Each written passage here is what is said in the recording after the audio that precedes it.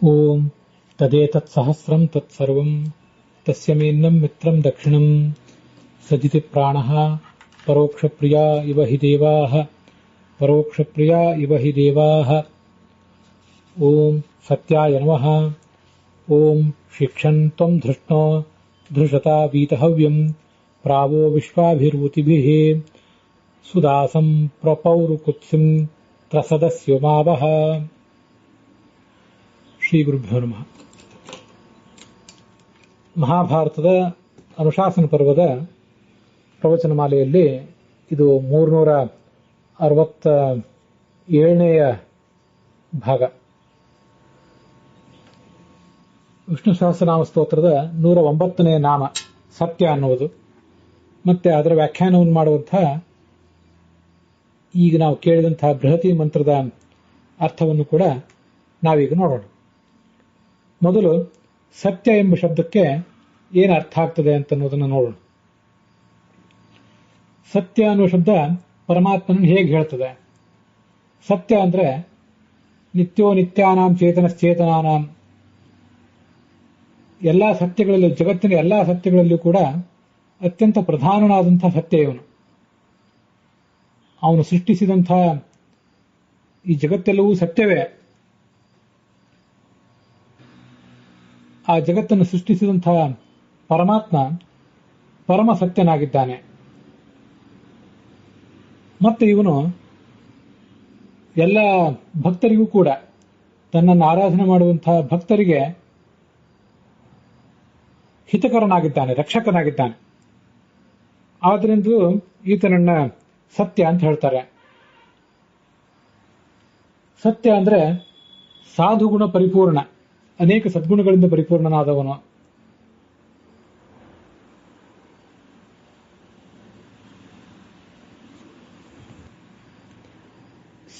ಸತ್ ಅಂದ್ರೆ ಸಜ್ಜನರಾದಂತಹ ಮುಕ್ತರು. ಆ ಮುಕ್ತರಿಗೆ ಈತ ನಿಯಾಮಕ, ಅಮುಕ್ತರಿಗೂ ನಿಯಾಮಕ. ಜಗತ್ತಿಗೆ ಪ್ರಳಯ ಇತ್ಯಾದಿಗಳನ್ನು ಮಾಡುವಂಥವನು, ಸೃಷ್ಟಿಯನ್ನು ಮಾಡುವವನು, ಪ್ರಳಯವನ್ನು ಮಾಡುವವನು, ಅದರ ಪಾಲನವನ್ನು ಮಾಡುವಂಥವನು. ಮತ್ತು ಯಾವುದು ಸತ್ಯವಾಗಿದೆ ಈ ಜಗತ್ತಿನಲ್ಲಿ, ಆ ಸತ್ಯವಾದ ಜಗತ್ತನ್ನು ನಮಗೆ ತಿಳಿಸುವಂಥವನು, ಸತ್ಯವಾದ ಜಗತ್ತನ್ನು ನಿಯಂತ್ರಿಸುವಂಥವನು. ಮತ್ತೆ ಅಜ್ಞಾನ ನಮಗೆ ವಿಷಾದವನ್ನು ಕೊಡುವಂಥದ್ದು, ವಿಷಾದಕರವಾದಂತಹ, ದುಃಖಕರವಾದಂತಹ ಅಜ್ಞಾನವನ್ನು ಕೂಡ ನಾಶ ಮಾಡುವಂಥವನು.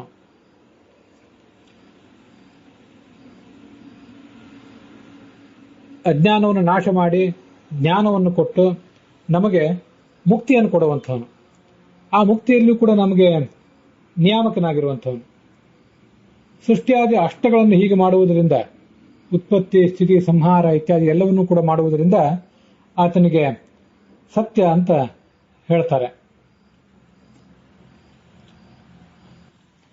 ಸತ್ಯಂ ಜ್ಞಾನಂ ಅನಂತಂ ಬ್ರಹ್ಮ ಎಂಬುದಾಗಿ ವೇದವಾಕ್ಯ ಆತನನ್ನ ಸತ್ಯ ಅಂತ ಹೇಳ್ತದೆ. ಸತ್ಯ ಎಂಬ ಶಬ್ದಕ್ಕೆ ಸರ್ವೋತ್ತಮ, ಪೂರ್ಣ ಮತ್ತು ಸರ್ವಜ್ಞ ಅನ್ನುವಂತಹ ಅರ್ಥವೂ ಇದೆ.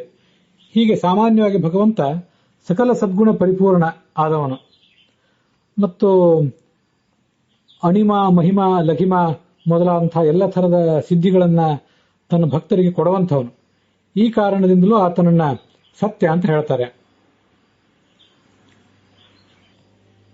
ಹೀಗೆ ಸತ್ಯ ಎಂಬ ಶಬ್ದದ ಅರ್ಥದ ಒಂದು ಸಾಧಾರಣವಾದಂತಹ ಪರಿಚಯವನ್ನು ಮಾಡ್ಕೊಂಡಿದ್ದೇವೆ. ಇನ್ನು ಮುಂದೆ ಈ ಮಂತ್ರಕ್ಕೆ, ಈಗ ನಾವು ನೋಡ್ತಾ ಇರುವಂತಹ ಮಂತ್ರಕ್ಕೆ ಸಾಯಣಾಚಾರ್ಯರು, ರಘುನಾಥ ತೀರ್ಥರು ಮತ್ತೆ ಭಗವಂತರಾಯರು ಮೊದಲಾದವರು ಏನು ವ್ಯಾಖ್ಯಾನ ಮಾಡ್ತಾರೆ ಅಂತ ಅನ್ನೋದನ್ನ ನೋಡೋಣ. ಭಗವಂತರಾಯರ ದೃಷ್ಟಿಯಲ್ಲಿ ಸತ್ಯ ಎಂಬ ಶಬ್ದಕ್ಕೆ ಹೊಂದಿಕೊಂಡಿರುವಂತಹ ಮಂತ್ರ ಬೇರೆ ಇದೆ. ಭೂರಿಣಿ ವೃತ್ರ ಹರ್ಯಶ್ಚ ಹಂಸಿ ತ್ವಂ ನಿದಸ್ಯುಂ ಚುಮುರಿಂ ಧುನಿಂ ಚಾಸ್ವಾಪಯೋ ದಭೀತಯೇ ಸುಹಂತು ತವ ಚೌತ್ನಾನಿವ ಅಂತ ಬೇರೆ ಮಂತ್ರ ಇದೆ. ಆದರೆ ಈ ಪ್ರಸ್ತುತ ಏನು ಋಗ್ವೇದ ಮಂತ್ರ ಇದೆ, ಈ ಋಗ್ವೇದದ ಮಂತ್ರಕ್ಕೆ ಅವ್ರೇನು ಅರ್ಥ ಹೇಳ್ತಾರೆ ಅಂತ ಅನ್ನೋದನ್ನ ನೋಡೋಣ. ಅದಕ್ಕಿಂತಲೂ ಪೂರ್ವಭಾವಿಯಾಗಿ ಸಾಯಣಾಚಾರ್ಯರು ಮತ್ತೆ ರಘುನಾಥ ತೀರ್ಥರು ಇದಕ್ಕೇನು ಅರ್ಥ ಹೇಳ್ತಾರೆ ಅಂತ ಅನ್ನೋದನ್ನು ಕೂಡ ನೋಡೋಣ. ಮೂಲ ಋಗ್ವೇದದ ಮಂತ್ರದಲ್ಲಿ ತ್ವಂ ಧೃಷ್ಣೋ ಧೃಷತಾ ವೀತಹವ್ಯಂ ಪ್ರಾವೋ ವಿಶ್ವಾಭಿರೂತಿಭಿಃ ಸುದಾಸಂ ಪ್ರಪೌರು ಕುತ್ಸಿಂ ತ್ರಸದಸ್ಯುಮಾವಹ ಕ್ಷೇತ್ರಸಾತ ವೃತ್ರಹತ್ಯೇಷು ಪೂರುಂ. ಇದು ಮೂಲ ಋಗ್ವೇದದ ಮಂತ್ರದ ಪೂರ್ಣ ಪಾಠ. ಈ ಋಗ್ವೇದದ ಹಿಂದಿನ ಮಂತ್ರದಲ್ಲಿ ಶಿಕ್ಷನ್ ಅಂತ ಒಂದು ಶಬ್ದ ಇತ್ತು. ಆ ಶಿಕ್ಷನ್ ಎಂಬ ಶಬ್ದವನ್ನ ಈಗಿನ ನಾವು ನೋಡ್ತಾ ಇರುವಂತಹ 109ನೇ ಬೃಹತಿ ಮಂತ್ರಕ್ಕೆ ಜೋಡಿಸಿಕೊಂಡು ಶಿಕ್ಷನ್ ತ್ವಂ ಧೃಷ್ಣೋ ಧೃಷತಾ ವೀತಹವ್ಯಂ ಪ್ರಾವೋ ವಿಶ್ವಾಭಿರೂತಿಭಿಃ ಸುದಾಸಂ ಪ್ರಪೌರು ಕುತ್ಸಿಂ ತ್ರಸದಸ್ಯುಮಾವಹ ಅಂತ ನಾವು ಬೃಹತಿ ಮಂತ್ರವನ್ನ ಮಾಡಿಕೊಂಡಿದ್ದೀವಿ. ರಘುನಾಥ ತೀರ್ಥರು ಹಾಗೆ ಮಾಡಿದ್ದಾರೆ. ಮೂಲ ಋಗ್ವೇದದ ಈ ಮಂತ್ರದ ಕ್ಷೇತ್ರಸಾತ ವೃತ್ರಹತ್ಯೇಷು ಪೂರ್ವಂ ಅನ್ನುವ ಒಂದು ಭಾಗ ಏನಿದೆ ಅದನ್ನ ಈಗಿನ ಈ 109ನೇ ಬೃಹತಿ ಮಂತ್ರದಲ್ಲಿ ಇಟ್ಕೊಂಡಿಲ್ಲ. ಮುಂದಿನ 110ನೇ ಬೃಹತಿ ಮಂತ್ರದಲ್ಲಿ ಅದು ನಮಗೆ ಗಮನಕ್ಕೆ ಬರ್ತದೆ. ಬೃಹತಿ ಮಂತ್ರದಲ್ಲಿ ಏನು ಒಂದೊಂದು ಪಾದದಲ್ಲಿ 9 ಅಕ್ಷರಗಳು, ಒಟ್ಟಾರೆ 36 ಅಕ್ಷರಗಳಾಗಬೇಕು. ಕೆಲವು ಬಾರಿ ಹೆಚ್ಚು ಕಡಿಮೆ ಆಗಬಹುದು ಆ ಅಕ್ಷರಗಳು. ಅಂಥ ಒಂದು ಹೊಂದಾಣಿಕೆಯನ್ನ ರಘುನಾಥ ತೀರ್ಥರು ಒಂದು ರೀತಿಯಾಗಿ ಮತ್ತೆ ಭಗವಂತಾಚಾರ್ಯರು ಮತ್ತೊಂದು ರೀತಿಯಾಗಿ ಕೂಡ ಮಾಡ್ತಾರೆ. ನಾವು ಅದನ್ನ ಮೊದಲಿಂದ ನೋಡ್ತಾ ಬಂದಿದ್ದೀವಿ. ಸರಿಯಾಗಿ 36 ಅಕ್ಷರಗಳು ಆಗಬೇಕಾದದ್ದು ರಘುನಾಥ ತೀರ್ಥರಿಗೆ ಮುಖ್ಯ ಅಲ್ಲ. ಪದಗಳನ್ನ ಅವರು ಒಡೆಯುವುದಿಲ್ಲ. ಪದಗಳ ನಡುವೆ ಯಾವುದೇ ಅಕ್ಷರವನ್ನ ಅವರು ವಿಭಾಗ ಮಾಡುವುದಿಲ್ಲ. ಆಯಾ ಇಡೀ ಪದಗಳು ಆಯಾ ಬೃಹತಿ ಮಂತ್ರದಲ್ಲಿ ಹಾಗೆ ಅಖಂಡವಾಗಿ ಕಾಣುತ್ತವೆ ಅವರು ವರ್ಣನೆ ಮಾಡುವಂತೆ. ಆದರೆ ಭಗವಂತಾಚಾರ್ಯರ ವ್ಯಾಖ್ಯಾನದಲ್ಲಿ ಪದಗಳನ್ನೇ ಒಡೆದು ಆ ಪದದಲ್ಲಿನ ಒಂದು ಅಕ್ಷರ ಹಿಂದಿನ ಬೃಹತಿ ಮಂತ್ರಕ್ಕೆ, ಮತ್ತೊಂದು ಅಕ್ಷರ ಮತ್ತೊಂದು ಬೃಹತಿ ಮಂತ್ರಕ್ಕೆ ಹೀಗೆಲ್ಲ ಹಂಚಿ ಹೋಗುವಂತೆ ಕೆಲವು ಕಡೆ ಇರ್ತದೆ. ಅಕ್ಷರಗಳು ಬೇರೆ ಬೇರೆ ಬೃಹತಿ ಮಂತ್ರಗಳಲ್ಲಿ ಹಂಚಿ ಹೋದರೆ ಅದಕ್ಕೊಂದು ಸಮಗ್ರವಾದಂತಹ ಅರ್ಥವನ್ನು ಹೇಳಲಿಕ್ಕೆ ಕಷ್ಟ ಆಗ್ತದೆ. ಅದಕ್ಕಾಗಿ ಭಗವಂತ ಆಚಾರ್ಯರು ಹೇಳಿದಂತಹ ಬೃಹತಿ ಮಂತ್ರದ ವ್ಯವಸ್ಥೆಯನ್ನು ಕೈಬಿಟ್ಟು ರಘುನಾಥ ತೀರ್ಥ ಹೇಳಿದಂತಹ ಬೃಹತಿ ಮಂತ್ರದ ವ್ಯವಸ್ಥೆಯನ್ನ ನೆಚ್ಚಿಕೊಂಡು ಅದಕ್ಕೆ ಅಧ್ಯಾತ್ಮಪರವಾದ ಬೃಹತ್ ಅರ್ಥವನ್ನ ರಘುನಾಥ ತೀರ್ಥರು ಹೇಳಲಿಲ್ಲ. ಆದ್ರಿಂದ ಭಗವಂತರಾಯರೇ ಅದನ್ನ ಸೂಚನೆ ಮಾಡಿದ್ದಾರೆ. ಆದ್ರಿಂದ ಅಧ್ಯಾತ್ಮಪರವಾದ ಅರ್ಥ ಭಗವಂತಾಚಾರ್ಯರದು, ಮಂತ್ರದ ಸ್ವರೂಪ ರಘುನಾಥ ತೀರ್ಥರದು. ಹೀಗೆ ಆ ಇಬ್ಬರದು ಸಮ್ಮಿಶ್ರಣವನ್ನು ಮಾಡಿಕೊಂಡು ಈ ಬೃಹತಿ ಮಂತ್ರದ ಸ್ವರೂಪವನ್ನ ಮತ್ತು ಅದರ ವ್ಯಾಖ್ಯಾನವನ್ನ ಕಾಣುವ ಪ್ರಯತ್ನವನ್ನ ನಾವೆಲ್ಲ ಮಾಡ್ತಾ ಇದ್ದೇವೆ. ಧೃಷ್ಣೋ ಅಂದ್ರೆ ಶತ್ರುಗಳನ್ನ ತರಿದಟ್ಟುವ ಇಂದ್ರನೇ, ನಿನ್ನ ಕೈಯಲ್ಲಿ ವಜ್ರಾಯುಧ ಇದೆ ಅಥವಾ ಬಲ ಇದೆ, ಅದು ಕೂಡ ಆ ಶತ್ರುಗಳ ದಮನಕ್ಕೆ ಸಹಾಯಕವಾದದ್ದು. ಅಂಥ ಆ ಬಲದಿಂದ ಅಥವಾ ವಜ್ರಾಯುಧದಿಂದ ನಿನ್ನ ಭಕ್ತನಾದ ಸುದಾಸ ಎಂಬ ರಾಜನನ್ನ ನೀನು ಕಾಪಾಡ್ತಿ. ಅವನು ಯಜ್ಞದಲ್ಲಿ ಹವಿಸ್ಸನ್ನು ನಿನಗೆ ಕೊಡ್ತಾನೆ. ವೀತ ಹವ್ಯ ಅಂದ್ರೆ ಹವಿಸ್ಸನ್ನು ಕೊಡ್ತಾನೆ. ಅಂಥವನಿಗೆ ಎಲ್ಲಾ ರೀತಿಯಾದಂತಹ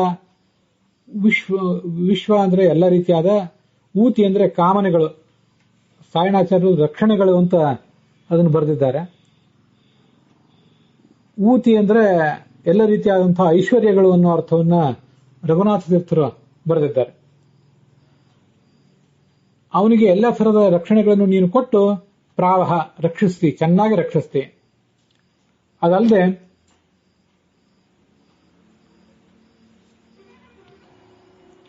ಪೌರುಕುತ್ಸಿ ಅಂದ್ರೆ ಪುರುಕುತ್ಸನ ಮಗ. ಪುರುಕುತ್ಸ ಅಂತ ಒಬ್ಬ ರಾಜ, ಅವನ ಮಗ ತ್ರಸದಸ್ಯು ಅಂತ.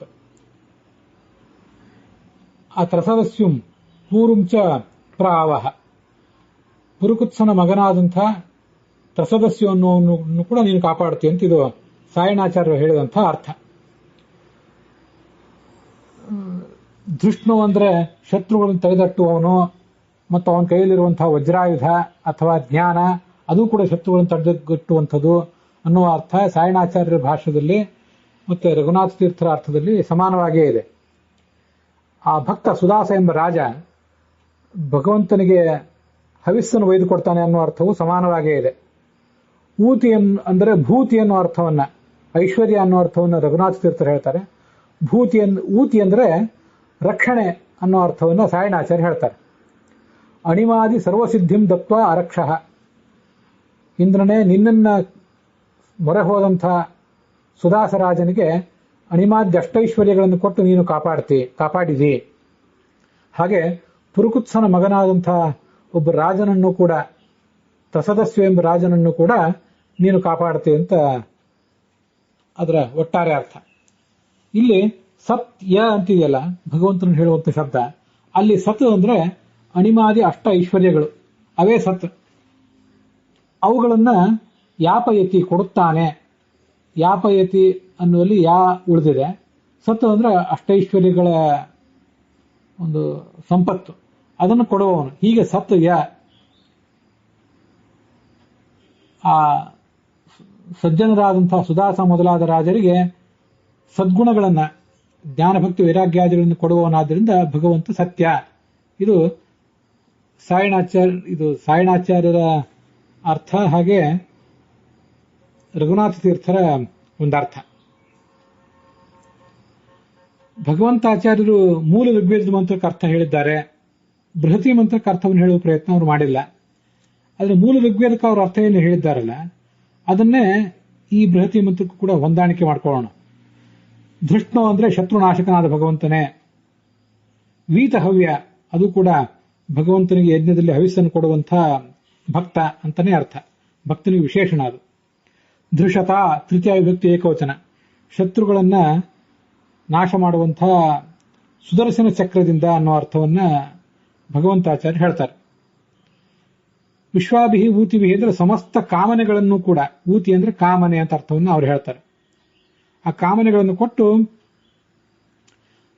ನೀನು ರಕ್ಷಿಸಿದ್ದೆ, ಸುದರ್ಶನದಿಂದ ಅವನ ಶತ್ರುಗಳನ್ನು ನಿವಾರಣೆ ಮಾಡಿದ್ದೆ ಮತ್ತು ಕಾಮನೆಗಳನ್ನು ಕೊಟ್ಟಿದ್ದೆ ಅಂತ ಅರ್ಥ. ಪೌರುಕುತ್ಸಿ ಅನ್ನೋದಕ್ಕೆ ಪುರುಕುತ್ಸನ ಮಗ ತ್ರಸದಸ್ಯು ಅನ್ನೋ ಅರ್ಥವನ್ನ ಅವ್ರು ಹೇಳಿಲ್ಲ. ಪುರುಕುತ್ಸಹ ಅಂದ್ರೆ ಕುತ್ಸಿತೋತ್ಸಾರಣ ಧರ್ಮ ಅಶ್ವಮೇಧಾದಿ ಲಕ್ಷಣ.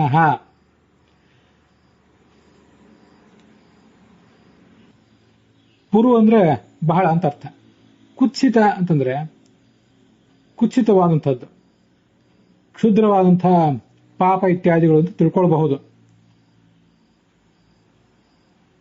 ಅಂಥ ಪಾಪ ಇತ್ಯಾದಿಗಳನ್ನ ನಾಶ ಮಾಡುವಂಥದ್ದು ಈ ಅಶ್ವಮೇಧ ಮೊದಲಾದ ಯಾಗ. ಅಂಥ ಅಶ್ವಮೇಧಾದಿ ಯಾಗಗಳನ್ನು ಮಾಡಿದಂಥ ಯಸ್ಯ ಸಹ ಪುರುಕುತ್ಸಹ ಇಂದ್ರ. ಪುರುಕುತ್ಸ ಅಂದ್ರೆ ಇಂದ್ರ. ಇಲ್ಲಿ ಆ ಇಂದ್ರನ ಮಗನೇ ಪೌರುಕುತ್ಸಿ. ಪೌರುಕುತ್ಸಿಂ ತತ್ಪುತ್ರ ಪೌರುಕುತ್ಸಿ ತಂ ತ್ರಸದಸ್ಯುಂ. ಆ ಇಂದ್ರನ ಪುತ್ರನೇ ತ್ರಸದಸ್ಯು ಅನ್ನೋ ಅರ್ಥವನ್ನ ಹೇಳಿದ್ದಾರೆ. ಅವನನ್ನು ಕೂಡ ನೀನು ರಕ್ಷಿಸ್ತಿ ಅಂತ ಅದರ ಒಟ್ಟಾರೆ ಅರ್ಥ ಆಗ್ತದೆ. ಅಲ್ಲಿಯೂ ಕೂಡ ಇಂದ್ರನ ಪುತ್ರ ಪೌರುಕುತ್ಸಿ, ಪುರುಕುತ್ಸ ಅಂದ್ರೆ ಇಂದ್ರ, ಅವನ ಮಗನೇ ಪೌರುಕುತ್ಸಿ. ಆ ತ್ರಸದಸ್ಯು ಅಂದ್ರೆ ದಸ್ಯುಗಳಿಗೆ ತ್ರಾಸಕನಾದವನು, ಈ ದುಷ್ಟರನ್ನು ಹೊಡೆದು ಓಡಿಸುವವನು ಅಂತ ಅರ್ಥ ತ್ರಸದಸ್ಯು ಅಂತಂದ್ರೆ. ಪೂರ್ವಂ ಶೌರ್ಯಾದಿ ಗುಣ ಪೂರ್ಣಂ ಅರ್ಜುನಂ. ಈ ಇಂದ್ರನ ಮಗನಾದಂತಹ ಅರ್ಜುನ, ಇಂದ್ರನ ಅವತಾರಭೂತನಾದಂತಹ ಅರ್ಜುನ ಏನಿದ್ದಾನೆ, ಆ ಅರ್ಜುನನನ್ನ ನೀನು ಕಾಪಾಡಿದ್ದಿ ಕೃಷ್ಣಾವತಾರದಲ್ಲಿ ಅನ್ನೋ ಅರ್ಥವನ್ನ ಭಗವಂತಾಚಾರ್ಯರು ಹೇಳ್ತಾರೆ. ಅದಕ್ಕಾಗಿ ಪುರುಕುತ್ಸ ಎಂಬ ಶಬ್ದಕ್ಕೆ ಅವರು ಇಂದ್ರ ಅಂತ ಅರ್ಥ ಮಾಡಿ ಅವನ ಮಗನಾದಂತಹ ಅರ್ಜುನ ಅಂತ ಅರ್ಥ ಮಾಡಿರೋದು. ಅರ್ಜುನ ಎಂಬ ಶಬ್ದ ಮೂಲ ಭೇದದಲ್ಲೇನೂ ಇಲ್ಲ. ತ್ರಸದಸ್ಯು ಅಂದ್ರೆ ಶತ್ರುಗಳನ್ನು ಬಡಿದೋಡಿಸುವಂತ ಅರ್ಜುನ, ಅವನು ಇಂದ್ರನ ಮಗ. ಇಷ್ಟ ಅರ್ಥವನ್ನು ಅವ್ರು ಇಟ್ಕೊಳ್ತಾರೆ. ಈಗ ಇದೇ ಮಂತ್ರಕ್ಕೆ ಏನು ಅನ್ವಯಾರ್ಥ ಮತ್ತು ಭಾವಾರ್ಥ ನಾನು ಮಾಡಿಕೊಂಡಿದ್ದೆ ಅನ್ನೋದನ್ನ ನಾನು ಹೇಳ್ತೇನೆ. ಹೇ ಧೃಷ್ಣ, ಶತ್ರು ಧರ್ಷಣಶೀಲ, ಶತ್ರುಗಳನ್ನ ಹೊಡೆದಟ್ಟುವಂತಹ ಇಂದ್ರನೇ, ತ್ವಂ ನೀನು, ಧೃಷತ ಅಂದ್ರೆ ಶತ್ರುಗಳನ್ನು ನಾಶ ಮಾಡುವಂತಹ ವಜ್ರಾಯುಧದಿಂದ ಅಥವಾ ಜ್ಞಾನದಿಂದ, ನೀನು ಜ್ಞಾನವನ್ನು ಭಕ್ತರಿಗೆ ಕೊಡ್ತೆ ಅಥವಾ ನಿನ್ನ ಕೈಯಲ್ಲಿ ವಜ್ರಾಯುಧ ಇದೆ, ಅವೆರಡೂ ಕೂಡ ಈ ಜ್ಞಾನವು ಅಜ್ಞಾನವನ್ನು ನಾಶ ಮಾಡ್ತದೆ, ವಜ್ರಾಯುಧ ಶತ್ರುಗಳನ್ನು ನಾಶ ಮಾಡ್ತದೆ. ಅಂಥ ಜ್ಞಾನದಿಂದ ಅಥವಾ ವಜ್ರಾಯುಧದಿಂದ ವೀತಹವ್ಯಂ ದತ್ತಹವ್ಯಂ, ಭಗವಂತನಿಗೆ ಯಜ್ಞದಲ್ಲಿ ಹವಿಸ್ಸನ್ನು ಕೊಡುವಂತಹ ಸಾಧಕ ಏನಿದ್ದಾನೆ ಆ ಸಾಧಕನನ್ನ ಶಿಕ್ಷನ್ ಅಂದ್ರೆ ಉಪದಿಶನ್. ಶಿಕ್ಷನ್ ಅನ್ನೋದನ್ನ ನಾನು ಇದೇ ಮಂತ್ರಕ್ಕೆ ಸೇರಿಸ್ಕೊಂಡಿದ್ದೇನೆ. ಮೂಲ ಈ ಬೃಹತಿ 109ನೇ ಬೃಹತಿ ಮಂತ್ರದಲ್ಲಿ ಶಿಕ್ಷನ್ ತ್ವಂ ಧೃಷ್ಣೋ ಧೃಷತ ವೀತಹವ್ಯಂ ಅಂತನೇ ಇದೆ. ಆದ್ರೆ ಶಿಕ್ಷನ್ ಅನ್ನೋದನ್ನ ರಘುನಾಥ ತೀರ್ಥರು ಹಿಂದಿನ ಮಂತ್ರಕ್ಕೆ ಜೋಡಿಸ್ಕೊಂಡು ಬಿಟ್ಟಿದ್ದಾರೆ 108ನೇ ಮಂತ್ರಕ್ಕೆ. ಮೂಲ ಋಗ್ವೇದದಲ್ಲಿ ಹಾಗಿರೋದ್ರಿಂದ ಅವ್ರು ಹಾಗೆ ಮಾಡಿದ್ದಾರೆ. ಆದ್ರೆ ಬೃಹತಿ ಮಂತ್ರದಲ್ಲಿ ಈ ಸಂಪಾದಿತವಾದ ಪೋಣಿಸಲ್ಪಟ್ಟಂತಹ ಬೃಹತಿ ಮಂತ್ರದಲ್ಲಿ ಶಿಕ್ಷನ್ ಅನ್ನೋದು ಇಲ್ಲೇ ಇರುವುದರಿಂದ ಅದಕ್ಕೆ ಇಲ್ಲೇ ಅರ್ಥ ಹೇಳಬೇಕು ಅಂತ ಶಿಕ್ಷನ್ ಅಂದ್ರೆ ಉಪದೇಶ ಮಾಡುತ್ತಾ ಅಂತ ಅರ್ಥ ನಾನು ಇಟ್ಕೊಂಡಿದ್ದೇನೆ. ವಿಶ್ವಾಭಿಹಿ ಸಮಸ್ತೈಹಿ ಊತಿವಿಹಿ ಕಾಮೈಹಿ, ಎಲ್ಲ ರೀತಿಯಾದಂತಹ ಕಾಮನೆಗಳನ್ನು ಕೊಡುವುದರ ಮೂಲಕ ಆವಹ ರಕ್ಷಿಸಿದ್ದೆ, ನೀನು ರಕ್ಷಿಸಿದ್ದೆ. ಅದಲ್ಲದೆ ಪೌರುಕುತ್ಸಿ, ಪುರುಕುತ್ಸ ಅಂದ್ರೆ ಯಾರು? ಪುರುಕುತ್ಸ ಅಂದ್ರೆ ಒಬ್ಬ ರಾಜನೂ ಅಲ್ಲ, ಇಂದ್ರನೂ ಅಲ್ಲ. ಪುರುಕುತ್ಸ ಅಂದ್ರೆ ಅನೇಕ ಕುತ್ಸಿತವಾದ ಘಟನೆಗಳು, ಹೇಸಿಗೆಗಳಿಂದ ಕೂಡಿದಂತ. ಪುರು ಅಂದ್ರೆ ಅನೇಕ, ಕುತ್ಸ ಅಂದ್ರೆ ಕುತ್ಸಿತಗಳು, ಅನೇಕ ಅಸಹ್ಯಗಳಿಂದ, ಹೇಸಿಗೆಗಳಿಂದ, ಕೆಟ್ಟ ಸಂಗತಿಗಳಿಂದ ತುಂಬಿದ್ದು ಈ ಸಂಸಾರ ಜೀವನ. ಅದೇ ಪುರುಕುತ್ಸ. ಆ ಪುರುಕುತ್ಸದಲ್ಲಿ ಸಿಲುಕಿ ಒದ್ದಾಡ್ತಾ ಇರುವವನೇ ಪೌರುಕುತ್ಸಿ. ಈ ಜೀವ ನಮಗೆಲ್ರಿಗೂ ಅನ್ವಿತ ಆಗಬೇಕಿದೆ. ಅದಕ್ಕಾಗಿ ಪೌರುಕುತ್ಸಿ ಅಂದ್ರೆ ನಾವೆಲ್ಲರೂ. ಯಾಕಂದ್ರೆ ಅನೇಕ ಕುತ್ಸಿತ ಸಂಗತಿಗಳಿಂದ ಕೂಡಿದ ಸಂಸಾರದಲ್ಲಿ ನಾವು ಸಿಲುಕಿದ್ದೇವೆ. ಮತ್ತೆ ತ್ರಸದಸ್ಯು, ನಾವು ದುಷ್ಟಶಕ್ತಿಗಳನ್ನು ಹೊಡೆದೋಡಿಸುವ ಪ್ರಯತ್ನ ಮಾಡ್ತಿದ್ದೇವೆ, ಇಲ್ಲ ಅಂತಲ್ಲ. ನಾವು ಮಾಡುವ ಸತ್ಕರ್ಮಗಳಿಗೆ ಈ ದಸ್ಯುಗಳು ಅಂದ್ರೆ ದುಷ್ಟಶಕ್ತಿಗಳು ತ್ರಾಸ ಕೊಡ್ತಾ ಇದ್ದಾರೆ. ತ್ರಾಸ ಕೊಡುವುದು ಅಂದ್ರೆ ವಾರಣ ಮಾಡುವುದು ಅಂತ ಅರ್ಥ. ತ್ರಸಧಾತುವಿಗೆ ಭಯಪಡಿಸುವುದು ಅಂತ ಅರ್ಥ, ಹಾಗೆ ತಡೆಯುವುದು ಅಂತ ಒಂದು ಅರ್ಥವನ್ನು ಕೂಡ ಕೋಶದಲ್ಲಿ ಹೇಳ್ತಾರೆ, ಧಾತು ಕೋಶದಲ್ಲಿ ಹೇಳ್ತಾರೆ.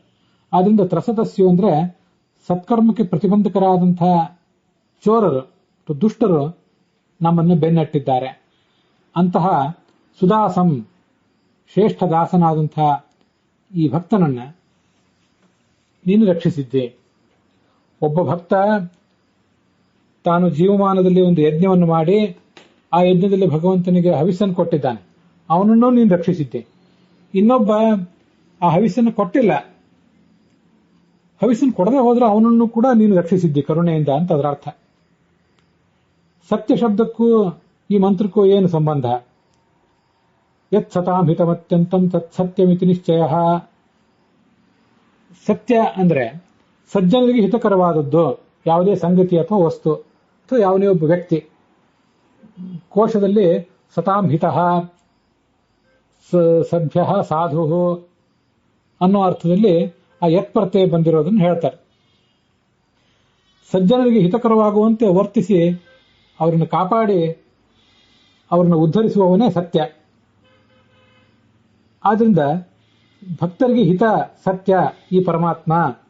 ಇದೇ ಅರ್ಥವನ್ನೇ ಈ ಬೃಹತಿ ಮಂತ್ರ ವೀತಹವ್ಯನಾದಂತಹ ನಿನಗೆ ಆತ ಹವಿಸ್ಸನ್ನು ಕೊಟ್ಟು ಸಜ್ಜನನಾಗಿದ್ದಾನೆ ಒಬ್ಬ ಭಕ್ತ, ಅವನನ್ನು ನೀನು ಕಾಪಾಡಿದ್ದೆ. ಹವಿಸ್ಸನ್ನು ಕೊಡದೇ ಇರುವಂತಹ ಮತ್ತೊಬ್ಬ ಭಕ್ತ ಇದ್ದಾನೆ, ಕೊಟ್ಟಿಲ್ಲ ಅವನು.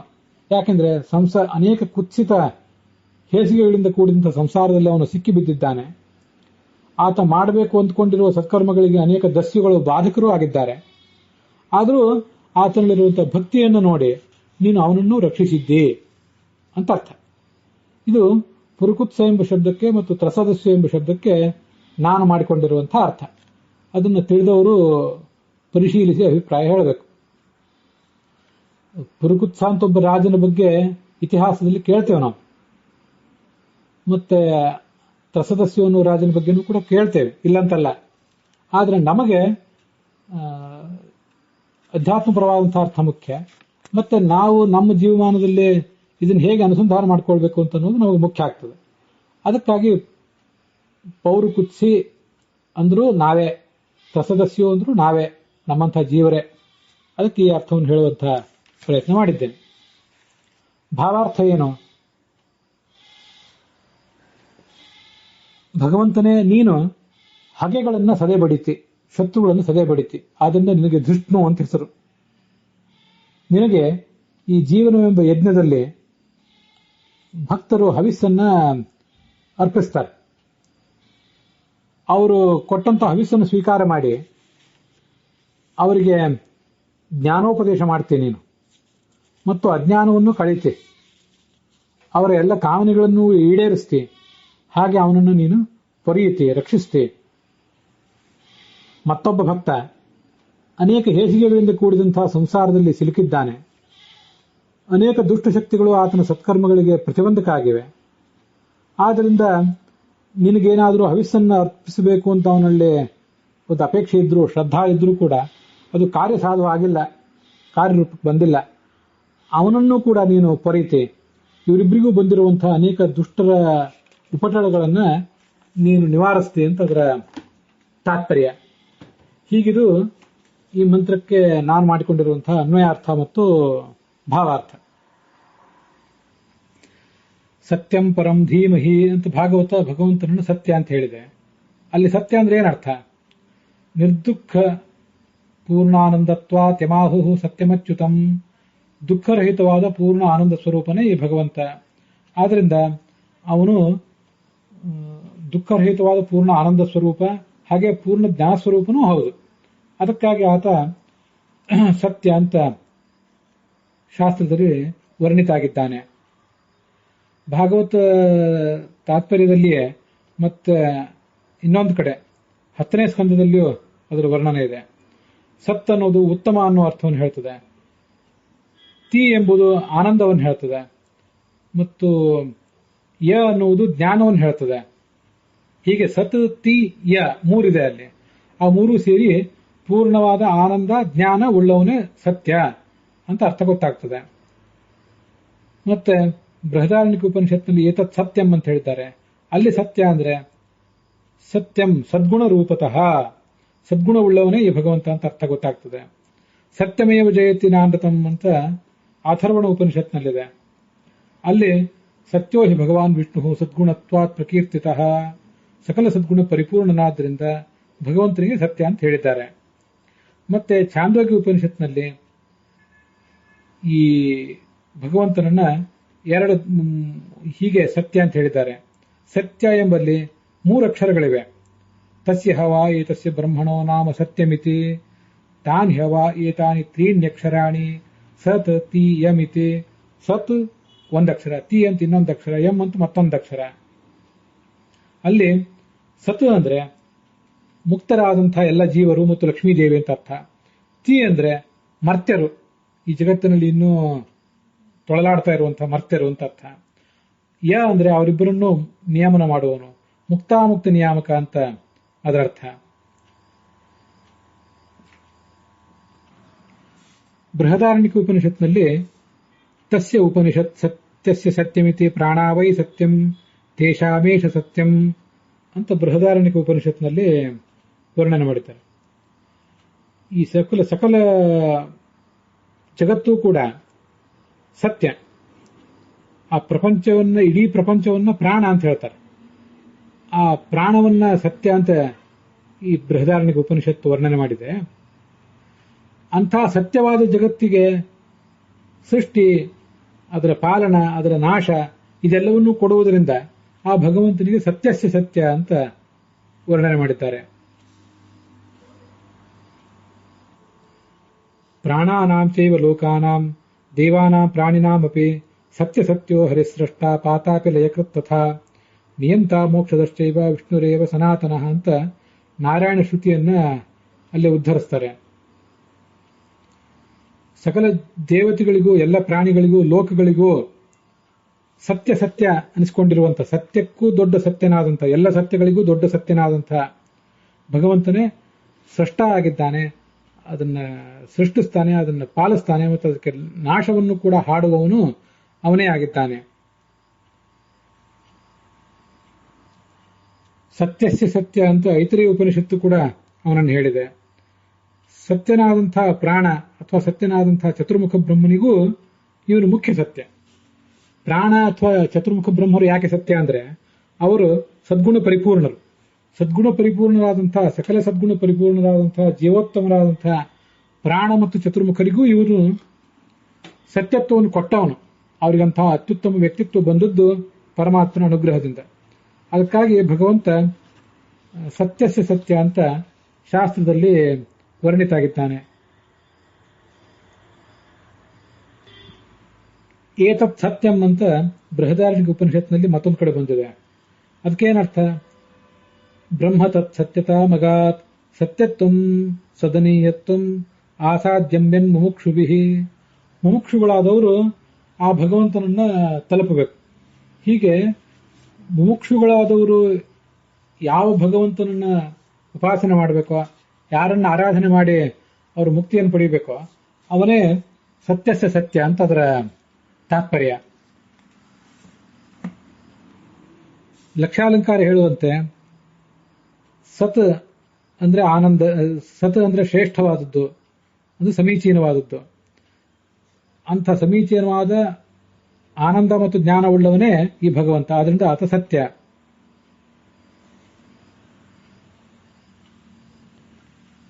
ಮತ್ತೆ ಛಾಂದೋಗ್ಯ ಉಪನಿಷತ್ತನ್ನು ಉದ್ಧರಿಸಿ ಮುಕ್ತಾಮುಕ್ತ ನಿಯಾಮಕ ಅನ್ನೋ ಅರ್ಥವನ್ನು ಕೂಡ ಲಕ್ಷಾಲಂಕಾರದಲ್ಲಿ ವರ್ಣನೆ ಮಾಡಿದ್ದಾರೆ. ಶಾಂಕರ ಭಾಷ್ಯದಲ್ಲಿ ಸತ್ಯಂ ಜ್ಞಾನಮನಂತಂ ಬ್ರಹ್ಮ ಅಂತ ತೈತ್ರಿಯ ಉಪನಿಷತ್ತನ್ನು ವರ್ಣನೆ ಮಾಡಿ ಆತ ಸತ್ಯ ಸ್ವರೂಪನಾದಂತಹ ಪರಮಾತ್ಮ ಅಂತ ಅರ್ಥವನ್ನ ಹೇಳ್ತಾರೆ. ಸದಿತಿ ಪ್ರಾಣಾಹ ತೀತ್ಯನ್ನಂ ಯಮಿತ್ಯಸಾವಾದಿತ್ಯ ಅಂತ ಐತರಿಯ ಉಪನಿಷತ್ತನ್ನು ಕೂಡ ಹೇಳ್ತಾರೆ. ಪ್ರಾಣ, ಅನ್ನ ಮತ್ತು ಆದಿತ್ಯ ರೂಪನಾದವನು ಅಂತ ಶಾಂಕರ ಭಾಷ್ಯದಲ್ಲಿ ವ್ಯಾಖ್ಯಾನ ಇದೆ. ಈ ಸದಿತಿ ಪ್ರಾಣಾಹ ತೀತ್ಯನ್ನಂ ಯಮಿತ್ಯಸಾವಾದಿತ್ಯ ಅನ್ನುವ ಈ ಮಂತ್ರಕ್ಕೆ ಮಾಧ್ವ ಭಾಷ್ಯದಲ್ಲಿ ಸ್ವಲ್ಪ ಬೇರೆ ಅರ್ಥ ಇದೆ. ಐತರಿಯ ಉಪನಿಷತ್ನಲ್ಲಿ ಚತುರ್ಮುಖ, ಪ್ರಾಣ ಮತ್ತು ಸೂರ್ಯ ಇತ್ಯಾದಿಗಳಿಗೆ ನಿಯಾಮಕ ಅಂತ ಅರ್ಥ ಇದೆ. ಅಂತೂ ಆತನನ್ನ ಸತ್ಯ ಅಂತ ಹೇಳಿದ್ದು ಅಲ್ಲೂ ಕೂಡ ಕಂಡು ಬರುತ್ತದೆ. ಪರಾಶರ ಭಟ್ಟರ ವ್ಯಾಖ್ಯಾನದಲ್ಲಿ ಸತ್ಸು ಸಾಧು, ಸಜ್ಜನರಿಗೆ ಯಾರು ಹಿತಕರನೋ, ಸತ್ಸು ಸಾಧು ಸತ್ಯ ಇತಿ, ಸತ್ಪುರುಷರಿಗೆ ಹಿತಕರನಾದವನು, ಅವರಿಗೆಲ್ಲ ತರದ ರಕ್ಷಣೆಯನ್ನು ಒದಗಿಸುವವನು. ಅದಕ್ಕೆ ಆತ ಸತ್ಯ ಅಂತ ಪರಾಶರ ಭಟ್ಟರ ವ್ಯಾಖ್ಯಾನದಲ್ಲಿದೆ. ಸತ್ಯಸಂಧ ಸ್ವಾಮಿಗಳ ವ್ಯಾಖ್ಯಾನದಲ್ಲಿ ಸದ್ಭಾವವನ್ನ ಅಂದ್ರೆ ಅಸ್ತಿತ್ವವನ್ನು ಕೊಡುವಂಥವನು. ಸದ್ಭಾವಂ ಯಾಪಯೇದ್ಯಸ್ಮಾತ್ ಸತ್ಯಂ ತತ್ತೇನ ಕಥ್ಯತೆ. ಸದ್ಭಾವವನ್ನ ಕೊಡುವುದು ಅಂದ್ರೆ ಜಗತ್ತಿಗೆ ಅಸ್ತಿತ್ವವನ್ನು ಕೊಡುವುದು ಅಂತ ಅರ್ಥ.